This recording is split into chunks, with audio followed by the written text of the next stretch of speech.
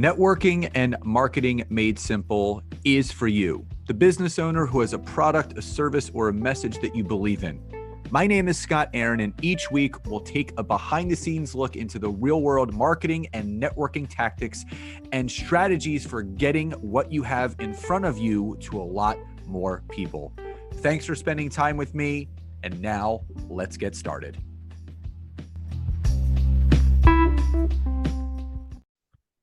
Hey, everybody, and welcome back to another episode of Networking and Marketing Made Simple. Crazy enough, we are winding down in 2022, ramping up to 2023, and I wanted to make sure that I closed this fourth year of this podcast out strong with obviously some tangible and actionable things that we can do, but also highlighting guests that can bring that information to all of you. And grateful for the continued support that all of you show this podcast with the ratings and the reviews and the emails. And we just highly encourage you to keep them coming because it lets us know that we're doing something good. Now, the guest that I have for everyone today is also a podcaster. Him and I connected on matchmaker.fm. No, it's not a dating site. It's a place where people go to connect via podcast guests or podcast hosts and vice versa. And I had the honor and privilege of being on his podcast earlier this month. And it's only right, if one podcaster is going to have me on theirs, it's only right to return the favor. And what this individual spotlights, what focuses on is spotlight branding, but also content marketing, which any of you that have been listening to anything that Nancy and I have been putting out there with all of our courses and our products, we focus on content marketing and how important that piece of your business is. So without further ado, John Hinson, welcome to today's episode. Yeah, thank you for having me. Hopefully I can reciprocate the same amount of value that you gave my audience. Well, I appreciate that, and I'm sure you will just by being here. And before we dive into a lot of the tangibles and actionable items, my audience always loves to know the journey and the story of the entrepreneur. So let's rewind the tape before we press play, and let's go back. What do you feel in your journey with where you are right now? Can you pick out a catalytic moment that you can recall that turned that light bulb on inside of you, lit that fire inside of you that set you on this path that you're now currently on? So, I granted, I don't know the stories of all of your other guests, but I would not claim to have any sort of like traditional story arc. At least in terms of an entrepreneurial sense, my passion is all around content creation. Obviously, podcasting, I do it a lot. I also do a lot of writing. A lot of blog writing, at least for Spotlight Branding. In my own personal life, I've written like 20 some books on just like nonfiction history and stuff like that. And so it's just kind of the thing that I do. And, I went through college, tried to figure out what I was going to do. And everything I like tried to branch out and do, like I always kind of hit a dead end. And then I always just kind of came back to writing and content and things like that. And so I get out of college, I try to get a big boy job in the corporate world. And then 10 days into that, they decide to cancel my contract without any warning. So now I'm trying to figure out what I'm going to do. I come across a job posting for like a social media manager. Fine, whatever. I'll just do this for a couple of months until I find my actual career. And now, almost 8 years later, I'm still here.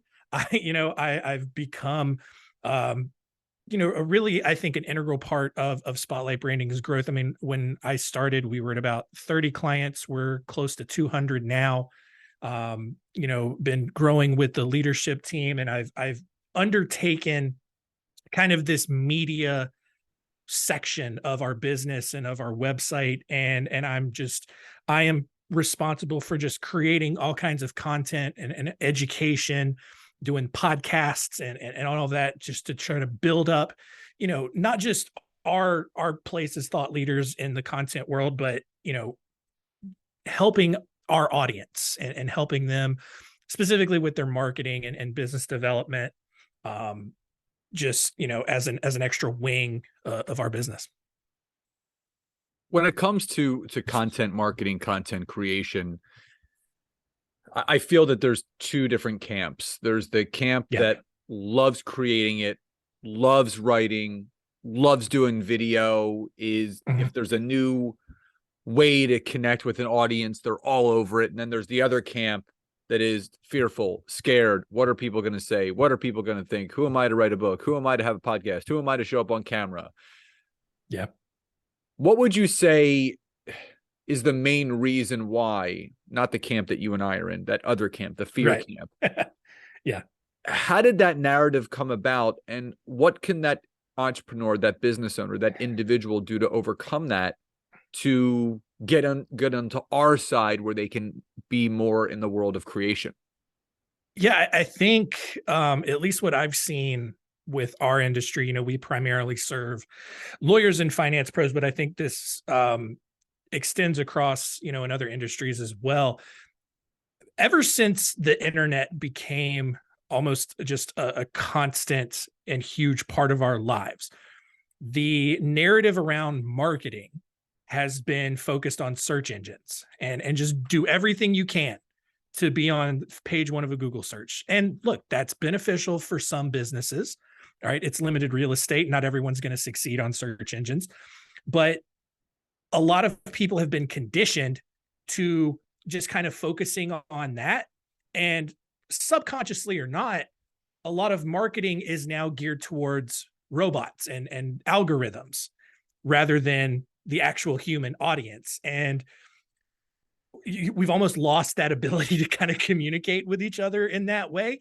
And it's almost like, well, if people want to find me, they'll find me. And it's almost become almost passive marketing, to where it's just like, oh, well, if I can just be on page one of a search, people will find me, and then they can do all the work to make that decision.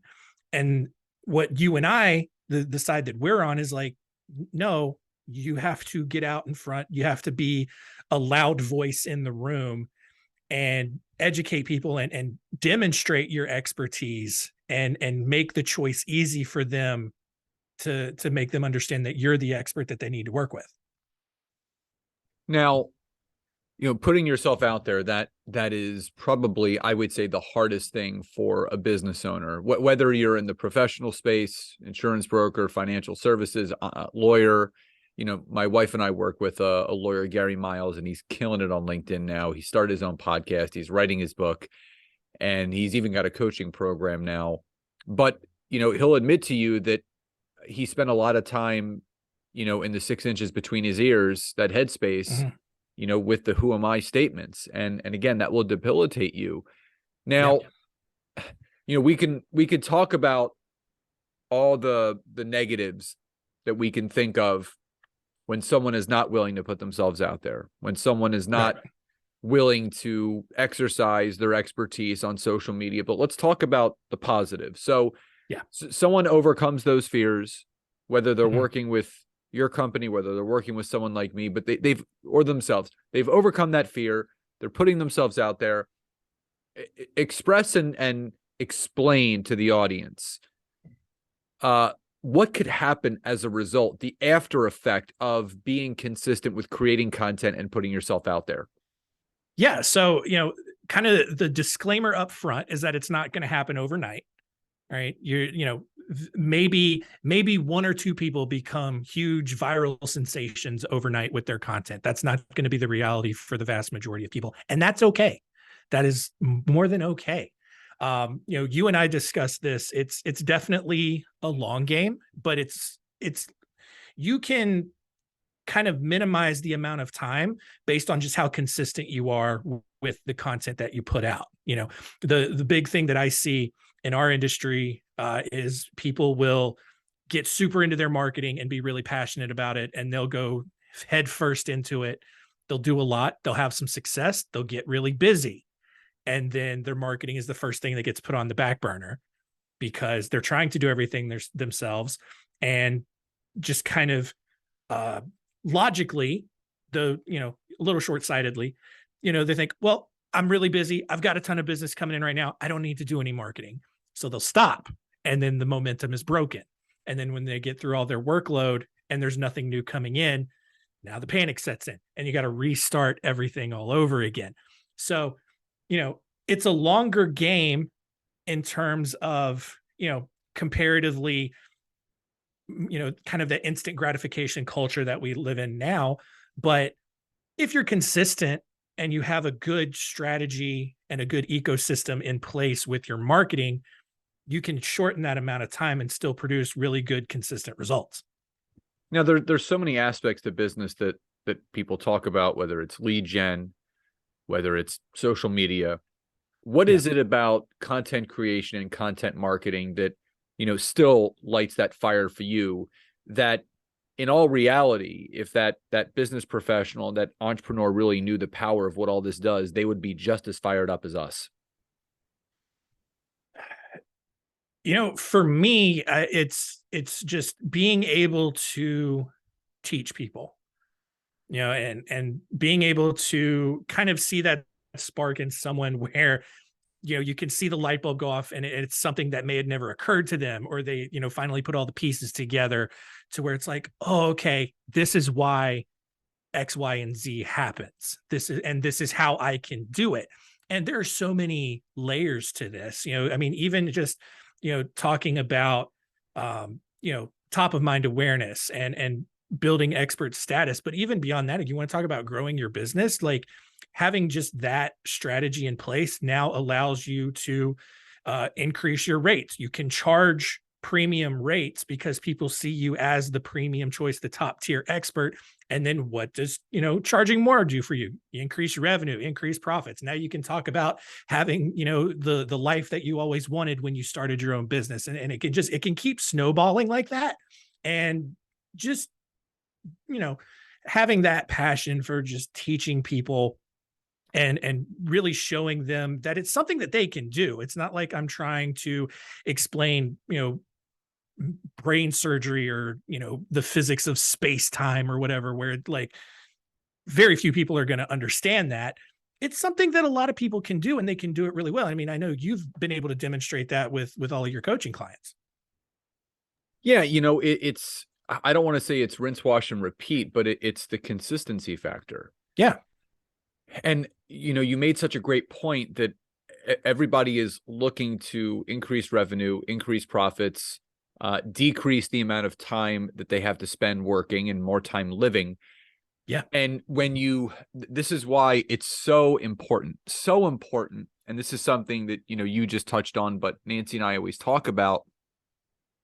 When you position yourself as the go-to person, as the expert in your space, it then gives you that, I don't want to say instant credibility, but it gives you that leverageable credibility to raise your rates. And that's what Nancy and I, every year, Nancy and I raise our rates, whether it's our one-on-one consulting, whether it's the monthly amount that people pay to be in our mastermind or our SaaS products or our memberships.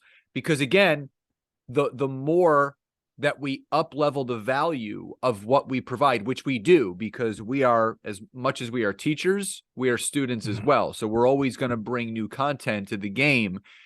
But the more that people get results, the more that offers you the flexibility and the ability to raise your rates. And again, so many people focus on, well, I can increase my profits and revenue by closing more sales or taking on more clients. Well, all that's going to do is take up more time. You could increase your income and everything the same way by taking on the same or less clients, just charging a greater premium price. But Scott, what if people cancel, or what if they go and hire someone else because I'm too expensive? Then let them be. And that's the something that we always talk about, John, is you don't want to work with everyone. You don't, because you want to be very selective of the people that you work with, because the people that choose to work with you and you choose, it's a mutual thing. And the people that you choose to work with, you have to qualify that person as a good fit for what you're offering. Because if they're not a good fit, What you teach them is going to go in one ear, out the other. They're not going to get results, which means they may start talking negatively about you. And word of mouth is either a killer or a curse, right? Meaning it's a killer thing for you because it will allow you to get more leads because people will refer you day and night, but it could be a curse because if you take on the wrong person and they're not a good fit for what you do, they don't get the results that you say that you get for people, and you know they're not a good fit, they're not going to talk about you. And even worse, they may say negative things. Now, they will never admit that they should have never worked with you. They will never admit that they weren't in the right place in their business, because as soon as someone, and this is a really good thing to go by, John, when someone says to me, if they're on a discovery call with me and they're like, Scott, I need this to work, that is an automatic red flag. You've disqualified yourself, because I'm not the type of person that will take someone on whose back is against the wall. I want someone that has a healthy business, but they want to pour gasoline on the fire. I don't want someone that's literally taking out a loan or throwing this on a credit card, hoping to make it back in 30 days. That's not how this works. Right. Yeah. And there's just a very strange irony in a lot of this, because a lot of business owners, in their personal lives, they'll do this. They will seek out experts and they'll qualify experts for things. For example, you need to get the brakes fixed on your car. Are you taking it to a general mechanic, or are you taking it to a place that specializes in brakes? If you got to get open heart surgery, are you just going to go to some general surgeon, or are you going to seek out the most qualified heart surgeon in the country? Right. But then it comes to their business and they want to market to everybody. They're hesitant to niche down in a particular practice area or a particular sector of their industry. It's very strange. One of the things that, so my wife and I, we do about 8 or 9 workshops a year. And we always talk about niching down. And we say niche down, then niche down again, then niche down again, then niche down again. So you start with almost like a general niche, and then you start to really, so again, just to your example, are you a general health practitioner, and then maybe you focus on pediatrics, but what kind of pediatric doctor? Are you a pediatric surgeon? And then you go on and go so understanding that, filtering down to your niche, when you start to specifically target your content at a market or an industry or a demographic that is best qualified for what you do, it's going to amount to something greater on the other side. But here's the interesting thing that happens, and I know you can resonate with this.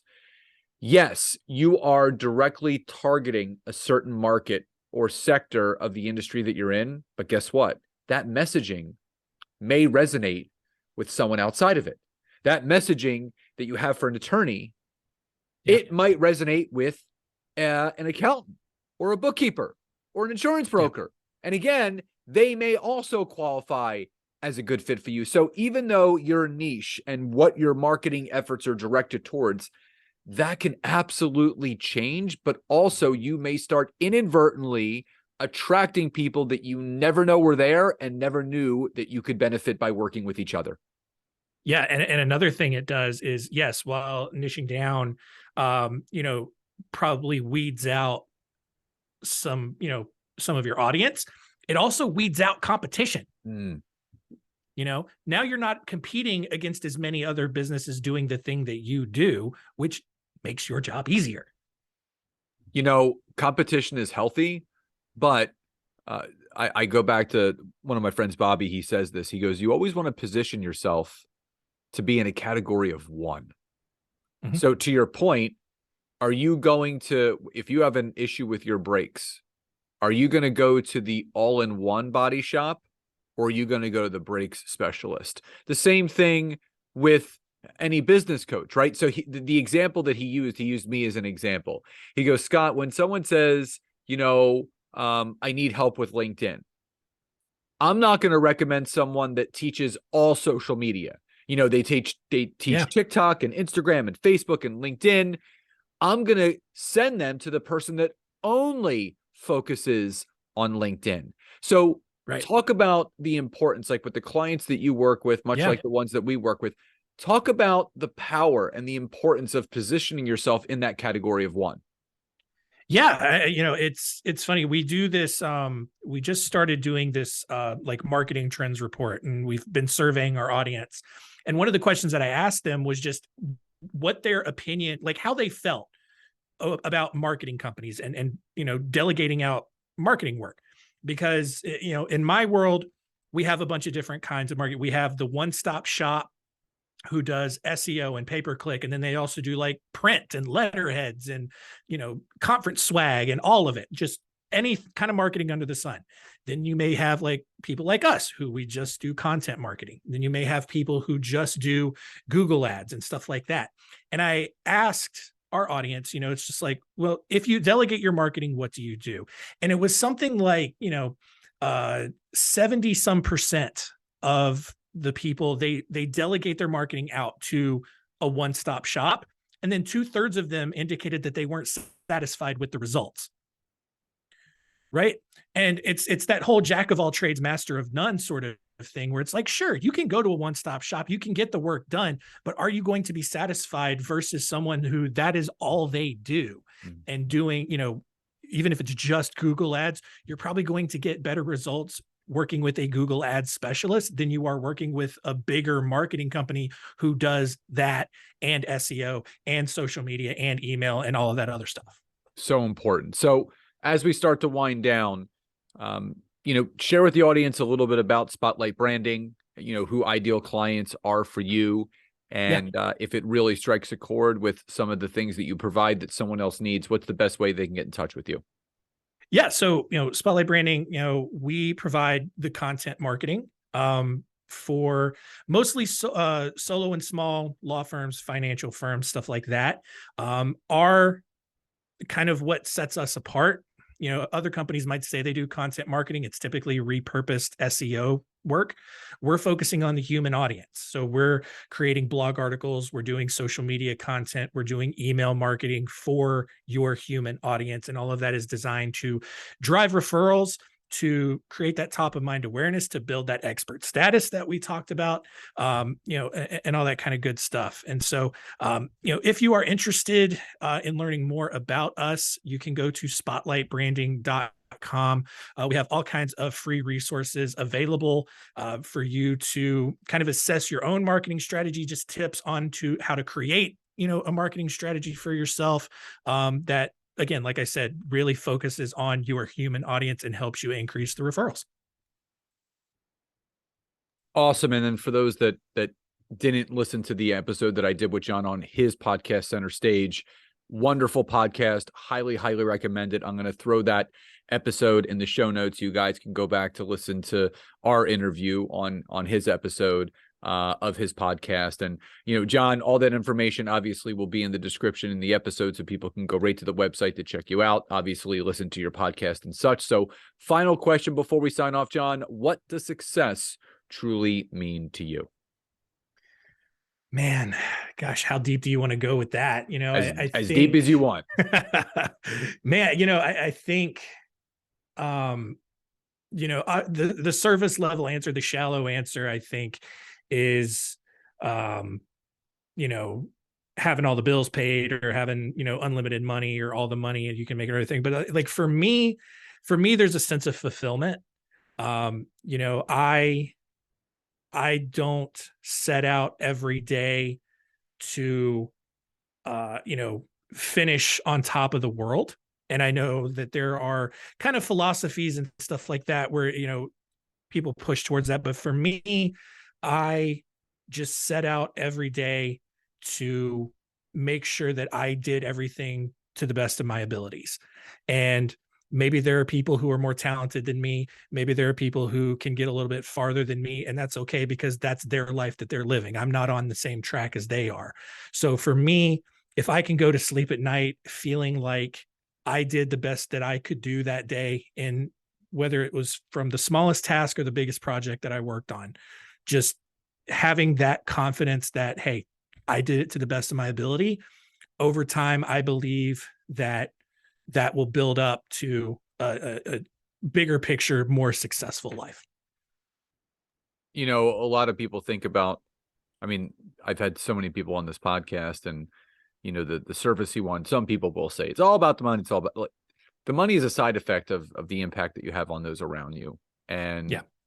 my big belief in all of that is when you show up authentically and you have that service heart where you really want to make the lives of other people's businesses and lives better, you're doing what you should be doing. It's not work. It's Yeah. not a job. It's really enjoyable. And, you're a prime example of that. What Spotlight Branding is doing. You're easing a lot of the things that some of these lawyers and finance professionals don't want to focus on, and they still Right. want to grow their business, and they're happy to invest with you guys. So, John, just want to thank you again, number one, for having me on your show, but number two, coming on the podcast today and blessing my audience with all your information and everything that you brought to today's episode. So just grateful for the connection, grateful for you, and thank you again so much for being here today. Yeah, no, thanks for having me, and we'll stay in touch on LinkedIn. Absolutely. So everyone, as always, wherever you're listening to this to and from, please leave us a rating and review.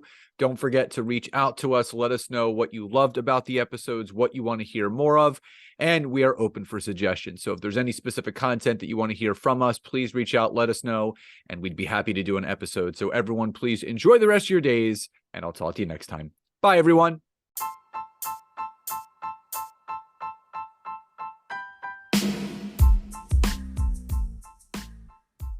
Thank you so much again for checking out today's episode. And if you are listening through iTunes, Spotify, wherever you are, please leave me a rating and review. Let me know what you loved, what you would like to see improved, or ideas you have for future episodes. And if you are interested in taking your business to the next level, don't hesitate to go to my website, www.scottaaron.net, where you can schedule a free discovery call with me, where I can learn more about you, your business, what you're struggling with, and how we can work together. And don't forget to check out my wife, Nancy, and mine, our free community on Facebook called LinkedIn Leads for Life. We would love to see you in there. Have a great rest of your day. And thank you, everyone, for your support. Grateful for each and every one of you.